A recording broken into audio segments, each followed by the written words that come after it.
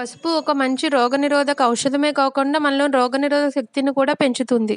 దాల్చిన చెక్క ముఖ్యంగా మన పొట్టలోని కొవ్వుని కరిగించడానికి చాలా బాగా ఉపయోగపడుతుంది. మిరియాలు మనలోని అరుగుదల శక్తిని పెంచడాన్నే కాకుండా కొవ్వు కరిగించడానికి చాలా ఉపయోగపడుతుంది. అల్లం మనలోని ఇమ్యూనిటీ పవర్‌ని పెంచడమే కాకుండా ఎక్కువ ఆకలేయకుండా చూసుకుంటుంది.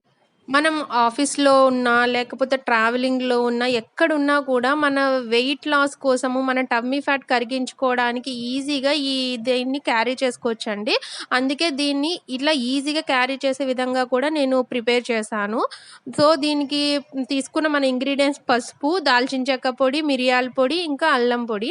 ఈ అల్లం పొడి అనేది మనకి బయట ఆయుర్వేదం షాపులో అమ్ముతారండి. సొంటి అని అడిగితే ఇస్తారు ఇది. లేదు అంటే మీరు ఇంట్లో అల్లం తెచ్చుకొని దాన్ని ఎండబెట్టుకొని కూడా పొడి చేసుకోవచ్చు. నేను ఇప్పుడు పసుపు అనేది 3 టేబుల్ స్పూన్స్ తీసుకున్నాను.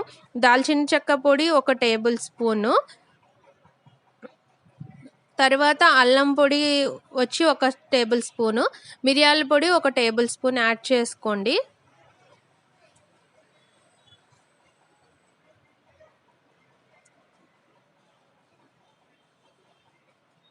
చూసారు కదా! అన్నీ మిక్స్ చేసుకొని ఇట్లా ఒక కంటైనర్‌లో నీట్‌గా స్టోర్ చేసుకొని ఎనీవేర్ క్యారీ చేయొచ్చు.